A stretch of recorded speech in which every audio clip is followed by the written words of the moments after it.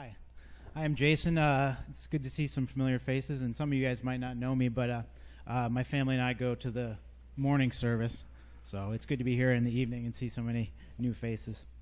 So I wanted to take a few moments to share some things that God has been speaking to me recently, specifically concerning being a blessing to others. And then more specifically, how blessing others relates to being a community. Since my family's been back at the Pearl, God has revealed to me the important role strong, authentic community plays when we seek to be a blessing to those around us. God has been teaching me that when we're a part of a Christ-centered community, we're empowered to more effectively and more relevantly bless those around us. So through working together as a community, we can have a greater impact on those around us than we could on our own.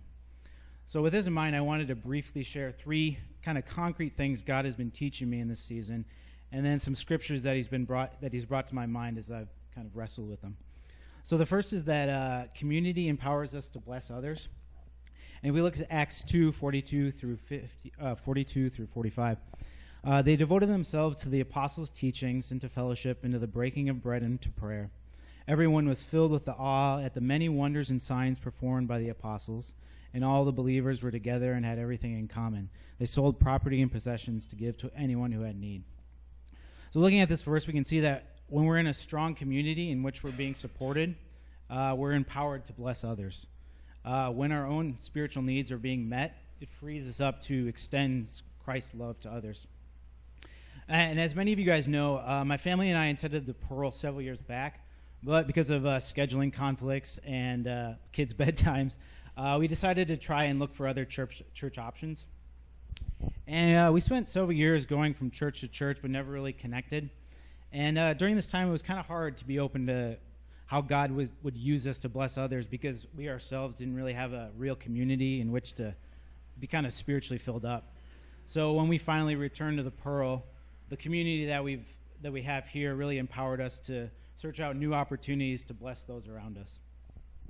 So secondly, community makes our blessings more effective.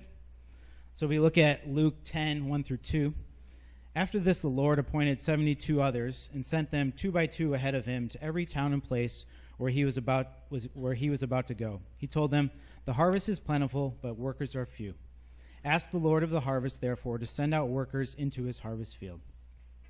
So in this passage, we can see that Jesus specifically sent out people 2 by 2.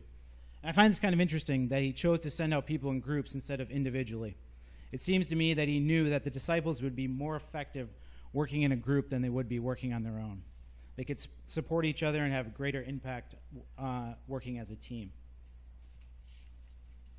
So when I was reflecting on this idea that we can do more together than we can do apart, I recalled an experience I had actually at Urbana, their Urbana Mission Conference. So I was at Urbana in 2003, and I don't recall what night it was, but one of the nights, the presenter took up kind of an impromptu offering, and this offering was going to be used for some specific need that they had been highlighting throughout the conference. And now this was a conference of like 20,000 or so college kids, but even with that, in that small offering time, they were able to raise over $1 million just in a couple hours. And I remember that really struck me because I was just struck by the fact that how much could be accomplished when Christians work together for a common goal. And it's not really the finances that matter. It's just that you had this group of people that in that time was focused on a specific goal, and so much could be done with that. And I've really been thinking about that a lot recently, thinking about the things that could be achieved when we as a community work together to bless those around us. And so the third thing that kind of God's been teaching me is that community makes our blessings more relevant. And looking at 1 Corinthians 3:5-9, what then is Apollos? What is Paul? They are servants through whom you believed, as the Lord has assigned to each his role. I planted the seed and Apollos watered it, but God made it grow. So neither he who plants nor he who waters is anything, but only God who makes things grow. He who plants and he who waters are one in purpose, and each will be rewarded according to his own labor. For we are God's fellow workers. You are God's field, God's building. So a couple months back, during the Wednesday community group, we did a prayer walk in Tianmu. We spent the evening walking around the baseball stadium that's up there, and praying and being open to what God might be saying to us. And that at the end of the night, I mentioned I knew that there was an individual who actually lived beneath the stadium there, because I had seen him there before, and I knew he had lived there for a couple years.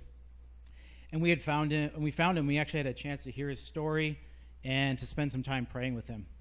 Now, I had seen him before because I run around in that area, and I had actually brought him a meal once. But because of my language ability, I could never really communicate with him. But as a group, because we had native speakers, we were able to make that connection that I myself couldn't make on my own.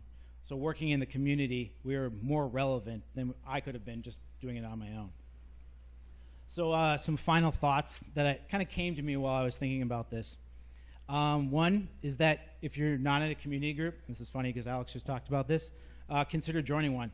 I know for me personally, being in a community group that I meet with every week and we can kind of pray for each other, encourage each other, it's really empowered me to start to see where God might be calling me in my own sphere of influence to bless others. And then secondly, if you're already in a community group, consider inviting some new members. Because I really feel that the more people we have in community, the more effective and relevant we can be. Because we each bring our own unique gifts to the table that can be used together in unity to serve those around us. So thanks for taking the time to listen.